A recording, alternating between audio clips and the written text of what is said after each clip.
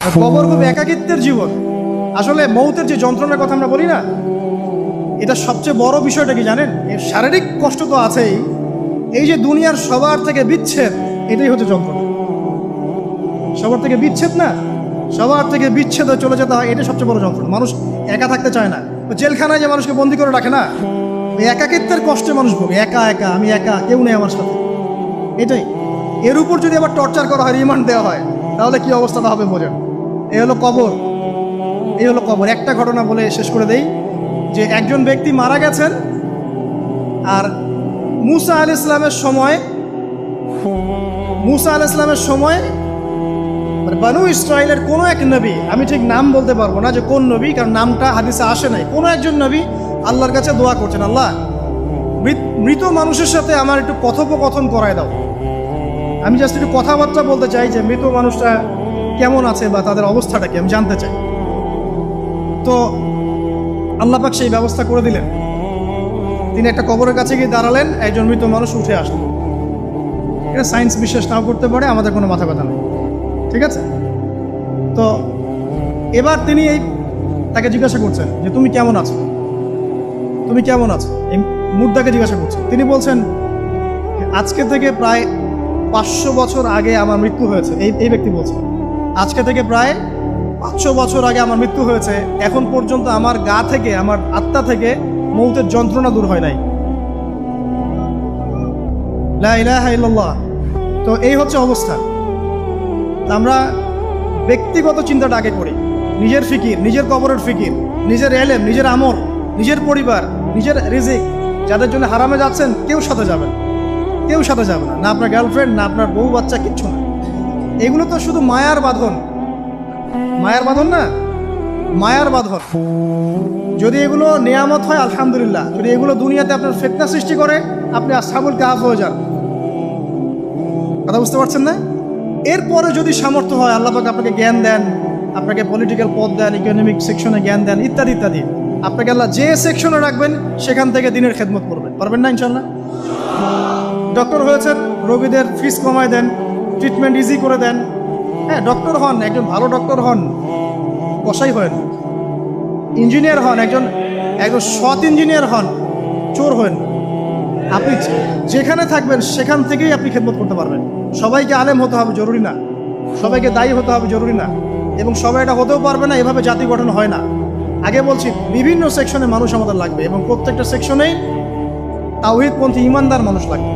ইবলিস যখন আদম আলাইহিস সালাম এবং হাওয়া আলাইহিস সালাম তাদেরকে যখন জান্নাত থেকে বের করিয়ে দেয়, প্রলোভন দিয়েছিল, মিথ্যা প্রলোভন, যে হাল আদুল্লুকুম, হে আদম এবং হাওয়া, আমি কি তোমাদেরকে জানিয়ে দিব, আলা শাজারাতিল খুলদি ওয়া মুলকিন লা ইয়াবলা, হে আদম এবং হাওয়া, আমি কি তোমাদেরকে জানিয়ে দিব এমন একটা গাছের ব্যাপারে, যেই গাছের ফল খেলে পরে তোমরা চিরস্থায়ী হয়ে যাবে এবং কোনোদিন মরবে না। এই যে চিরস্থায়িত্বের টোপ আর অমরত্বের টোপ, এই দুইটা টোপ দিয়ে আমাদের পিতামাতাকে ইবলিস জান্নাত থেকে বের করে দিয়েছে। এখন পৃথিবীতে যত মানুষ পথভ্রষ্ট হচ্ছি আমরা, আমাদের এই দুইটা খাসলতের কারণে। আমরা অমরত্ব আশা করছি, আমাদের চলাফেরা দেখলে মনে হয় আমরা মরবো না, পরকালীন কনসেপ্ট বাদ। একটা হচ্ছে চিরস্থায়িত্বের টোপ, ক্ষমতা, এই যে ক্ষমতার দাপট, এই দুটো আমাদেরকে কিন্তু পথভ্রষ্ট করছে। ঠিক একই অস্ত্র ছিল ইবলিসের। সূরা আরাফ পড়ে দেখেন, আমি কোনো কিছু বানিয়ে বলছি না। তখন আল্লাহ পাক বললেন যে ইয়া বানি আদম, হে বনু আদম, আদমের সন্তান যারা আছো, আমাদেরকে আল্লাহ পাক বলছে তোমরা শোনো, লা ইয়াফতিনান্নাকুমুশ শাইতান, শয়তান যেন তোমাদেরকে ফিতনায় না ফেলতে পারে। কামা আখরাজা আবাওয়াইকুম মিনাল জান্নাহ, ঠিক যেমন করে তোমাদের পিতামাতাকে শয়তান জান্নাত থেকে বের করে দিয়েছে। যেহেতু আমাদের পিতা আর মাতাকে শয়তান জান্নাত থেকে বের করে দিয়েছে, আল্লাহ পাক এই আদমের সন্তানদেরকে বলছেন তোমরা সতর্ক থেকো, তোমাদেরকে যেন শয়তান জান্নাত থেকে যেভাবে বের করেছিল তোমার পিতামাতাকে, এমন করতে না পারে। আর কি করতে না পারে? ইয়ানজিউ আনহুমা লিবাসাহুমা লিয়ুরিয়াহুমা মিন সাওআতিহিমা, পড়ে দেখেন সূরা আরাফ। আল্লাহ বলছেন মনে রেখো আদমের সন্তানরা, ইবলিস কিন্তু শুধু তোমার পিতামাতাকে জান্নাত থেকে বের করেই দেয় নাই, বরং গাছের কাছে নিয়ে গিয়েছিল, ফল খাওয়ার সাথে সাথেই তাদের গায়ের পোশাক খুলে পড়ে গিয়েছে। তাহলে আমাদের পিতামাতাকে জান্নাতে নগ্ন করে দিয়েছিল কে? সেই কথা আল্লাহ পাক বলছেন আদম সন্তানদেরকে, তোমরা সতর্ক থেকো, তোমাদেরকে যেন ইবলিস নগ্ন করতে না পারে, ঠিক যেমন করে তোমাদের পিতামাতাকে করেছে। তাহলে এখন যে পুরো বিশ্ব জুড়ে নগ্নতার যে সংস্কৃতি চলছে এরা কার এজেন্ডা বাস্তবায়ন করছে বুঝতে পারছেন? কোরআন পড়েন, পৃথিবীতে যত সভ্যতা চলে গেছে, ব্যাবিলনের সভ্যতা, চাইনিজদের সভ্যতা, তারপরে যে আমাদের মাও সেতুং, ইতালির মুসোলিনি, এদিকে জ্যাপল সার্তে, এদিকে আপনার ফিডেল ক্যাস্ট্রোর কথা বলেন, ওই পশ্চিমা সভ্যতা বাদ দিয়ে যত বড় বড় সভ্যতা রিনাউন্ড, সবার পোশাক ছিল শালীন। আমি চ্যালেঞ্জ করলাম, খুঁজে দেখেন, চাইনিজদের পোশাক দেখেন, আগেকার পোশাক, 1000 বছর আগের পোশাক, শালীন পোশাক। তারা কিন্তু মুসলিম ছিলেন না। আপনি এই ব্যাবিলনের সভ্যতা দেখেন, ব্যাবিলনের সভ্যতা অনেক প্রাচীন না? এই সভ্যতার পোশাক দেখবেন এটা অশালীন পোশাক ছিল না। এমনকি আইয়ামে জাহিলিয়াত যেটা আমরা বলি, নবী সাল্লাল্লাহু আলাইহি ওয়াসাল্লাম যখন জন্ম নেননি তার আগের সময় করো, ওই সময়ে যে মানুষ জেনা করতো, মেয়েকে যে কন্যা সন্তানকে জীবিত দাফন করতো, তারপরেও ওদের পোশাক শালীন ছিল। হঠাৎ করে বিশ্বে একটা সভ্যতা আসলো পশ্চিম থেকে, তারা বললো যে পোশাক শর্ট হতে হতে হতে হতে এক পর্যায়ে বিকিনি পরে করা শুরু, এবং এখন ওরা সারা বিশ্বে ওটা ছড়িয়ে দিচ্ছে, আমরা সবাই ওটাকে গ্রহণ করছি। আমরা বলছি 1000 বছরের সময়।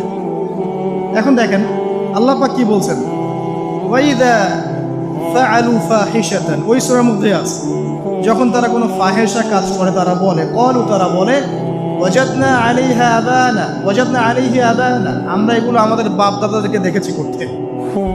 যখন তারা কোনো ফাহেসা কাজ করে তারা বলে, অশ্লীল কাজ করলে বলে, আমরা এগুলো দেখেছি বাপ দাদা পিতৃপুরুষ থেকে করে আসছি।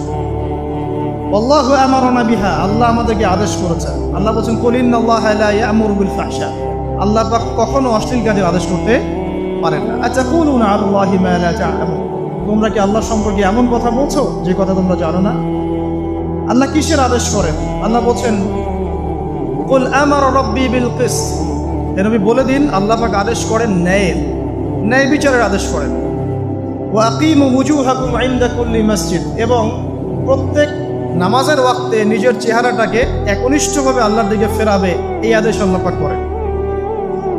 ওয়া আকিমু ওয়ুজুহাকুম ইনদা কুল্লি মসজিদ ওয়াদউহু মুখলিসিনা লাহুদ্দিন, এবং একনিষ্ঠভাবে তোমরা আল্লাহকে ডাকবে, দোয়া করবে, এই আদেশ আল্লাহ পাক করেন। আল্লাহ পাক কি অশ্লীল কাজের আদেশ করতে পারেন? ইতিহাস পড়ে দেখেন, আমি নিজে হিস্ট্রির ছাত্র, আপনি পড়ে দেখবেন, পুরো ঐতিহাসিক পটভূমি পড়ে দেখবেন, মানুষ এই ঊনবিংশ শতাব্দী আসার আগে এত অশ্লীল ছিল না। এখনকার বিশ্বে যত সমস্যা চলছে, কয়েকটা বলি, রিবা বা সুদ, জেনা বা উন্মুক্ত যৌনাচার, তারপরে বেপরদামি অশ্লীলতা, 4 নাম্বার আপনার মাদক, ঠিক আছে, 5 যে বড় মহামারী পর্নোগ্রাফি, যত বড় বড় মেজর সমস্যাগুলো চলছে যেগুলো ইয়াং জেনারেশনকে ধ্বংস করে দিচ্ছে, এগুলোর ম্যাক্সিমাম এসেছে কিন্তু পশ্চিম থেকে। খেয়াল করে দেখবেন, এগুলো কিন্তু বাংলাদেশ থেকে আসে নাই, আসছে ভারত থেকে আসছে, পাকিস্তান থেকে আসছে, সাবকন্টিনেন্ট থেকে আসে নাই, এগুলো দেখবেন একটা নির্দিষ্ট জায়গা থেকে আসছে। তো এই কারণে আমাদের সতর্ক দৃষ্টি রাখতে হবে যে বস্তুবাদী উন্নয়ন সব কিছু নয়। হ্যাঁ, আমরা জিডিপি বাড়ালাম, ইন্ডাস্ট্রিজ গড়লাম, মঙ্গলে চলে গেলাম, চাঁদে গেলাম, ওকে ফাইন, এগুলোর কেউ বিরোধিতা করবে না, এটা ভালো, নেশনকে এগিয়ে নিতে হবে, এটাই এডুকেট তারা এবং এডুকেটেই করতে হবে, কিন্তু নৈতিকতার বিসর্জন দিয়ে নয়। নৈতিকতার বিসর্জন দিয়ে ধর্ম থেকে দূরে চলে এসে নাস্তিকতায় বিশ্বাসী হয়ে আল্লাহকে বাদ দিয়ে, রাসূলকে বাদ দিয়ে এই বস্তুবাদী উন্নয়ন আমাদের পরকালকে বাঁচাতে পারবে না। পরকালকে বাঁচিয়ে রেখে আমার দুনিয়াবী উন্নয়ন করতে হবে, এবং দুনিয়ার উন্নয়নটা অবশ্যই জরুরি। সারা বিশ্ব যখন এগিয়ে যাচ্ছে, আমরা কেন পিছিয়ে থাকবো? আমি তো এটাও বলি যে এটা অনেক মাদ্রাসার লাইনে যারা আছেন তারা আমার সাথে একটু বিরোধিতা করেন এই বিষয়ে, কিন্তু আমি নিজেই বলি যে সিলেবাসের মধ্যে পরিবর্তন নিয়ে আসার চেষ্টা করতে হবে। শুধুমাত্র এককেন্দ্রিক শিক্ষায় কেন শিক্ষিত হব? এই যুগে চলার জন্য যে উপকারী জ্ঞানগুলো দরকার সেগুলো শিখতে হবে আমাদেরকে। আমাদের আইসিটির জ্ঞানের দরকার আছে, আমাদের ইংরেজির জ্ঞানের দরকার আছে, ম্যাথামেটিক্স দরকার আছে, সায়েন্সের দরকার আছে, আমাদের তথ্য প্রযুক্তি জানতে হবে, অর্থনীতির জ্ঞানের দরকার আছে, পলিটিক্যাল সায়েন্সের দরকার আছে, জিও পলিটিক্স দরকার আছে। এগুলো বাদ দিয়ে শুধু যদি আমি মুখস্থ করে যাই, এই জ্ঞানটা আমার কি কাজে দেবে আমাকে? এই কথাটা অনেকে নেগেটিভলি নেয়, কিন্তু আমি আসলে তাদের ব্যাপারে তাদের সাথে তর্ক করতে চাই না। আমি আমার কনসেপ্ট লালন করি, আমি এতটুকুই বলছি। এবং যারা শিক্ষিত মহল আছেন, বুদ্ধিজীবী মহল আছেন, যারা দেশ সম্পর্কে ভাবেন, যাদের নিয়ে ভাবেন, উম্মাহ নিয়ে ভাবেন, তারা কিন্তু আমার সাথে একমত হবে ইনশাআল্লাহ যে আমরা কিন্তু এই জায়গাটাতে পিছিয়ে পড়তেছি। আল্লাহ পাক আমাদেরকে কনস্ট্রাকটিভ সিলেবাসে পড়াশোনা করার তৌফিক দান করুন, এবং জেনারেল লাইন থেকে আপনি বয়কট করে একদম ইয়াতে চলে আসতেছেন কেন? জেনারেল লাইনে পড়ছেন, পড়েন, আপনার এই জ্ঞানটাকে আপনি ইসলামের কল্যাণে কাজে লাগাতে পারবেন না? সবাইকে কি আলেম হতে হবে? সবাইকে মুফতি হবে, মুহাদ্দিস হবে? অর্থনীতিবিদের দরকার আছে না? পলিটিশিয়ানের দরকার আছে না? ডক্টর ইঞ্জিনিয়ার দরকার আছে না? সব সেক্টরের মানুষের দরকার আছে। আপনাদেরকে আপনাদের জায়গায় থাকতে হবে, ওখানে থেকে আপনারা ইসলামের খেদমত করুন, পারবেন না? একজন ডক্টর, তিনি কি ইসলামের খেদমত করতে পারবেন না ভাই? একজন সৎ নেতা, তিনি কি ইসলামের খেদমত করতে পারবেন না? একজন অর্থনীতিবিদ, তিনি যদি আল্লাহ পাকের হালাল হারাম মেনে অর্থনীতির কোনো বিধান চালু করেন, তিনি কি ইসলামের খেদমত করতে পারবেন না?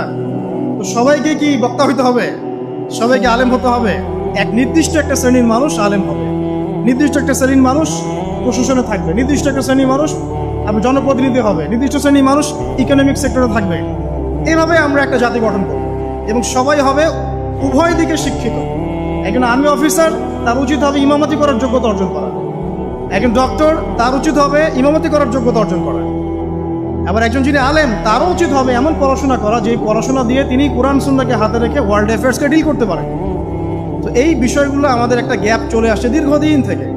আল্লাহ পাক আমাদেরকে বোঝার তৌফিক দান করুন। আর অ্যাটলিস্ট আমরা যদি নাই পারি, আমাদের দ্বারা যদি কিছু নাই হয়, অ্যাটলিস্ট আমাদের সন্তান সন্ততি যারা আসবে ভবিষ্যতে, আল্লাহ পাক তাদেরকে যেন ইসলামের জন্য কবুল করে নেয়, আমিন। আর ইসলামের জন্য কবুল করলে কারো কোনো ক্ষতি নাই। ইসলামের আন্ডারে প্রত্যেক অমুসলিমের সর্বোচ্চ অধিকার রক্ষা করা হয়, অন্য কোনো জায়গায় করা হয় না। এবং প্রত্যেকটা ধর্মগ্রন্থের মূল কথাগুলো দেখবেন একই রকম। এক আল্লাহর কথা বলছেন, একজন শেষ নবীর কথা বলছেন, সত্য কথা বলার কথা বলছেন, ন্যায়ের পথে চলার কথা বলছেন। প্রত্যেকটা ধর্মগ্রন্থ পড়ে দেখেন, এই যে ওল্ড টেস্টামেন্ট বলেন, নিউ টেস্টামেন্ট বলেন, বেদ বলেন, আপনি বাইবেল বলেন, পড়েন, একটু পড়েন, তুলনামূলক ধর্মতত্ত্বের বইগুলো পড়েন, দেখবেন অনেক মিল আছে। তো সবাই যদি যার যার ধর্ম পালন করে, কোনো সমস্যা আছে? সবাই যদি যার যার ধর্মের নৈতিক বিষয়গুলো মেনে চলে, কোনো সমস্যা আছে? এই সহজ সরল কথাগুলো আমরা জনগণকে বোঝাতে ব্যর্থ হচ্ছি। এই সুযোগ নিয়ে এক শ্রেণীর মানুষ এক দলকে আরেক দলের বিরুদ্ধে লাগিয়ে দিচ্ছে, স্বার্থ খুঁজে, নিজের স্বার্থে, দুনিয়ার স্বার্থে, এবং ওই যে বললাম একটা সভ্যতার কথা, ওদের স্বার্থে শান্তিপূর্ণ একটা জনসমষ্টির মাঝে ফাসাদ লাগিয়ে দিচ্ছে উদ্দেশ্যপ্রণীতভাবে কিছু মানুষ।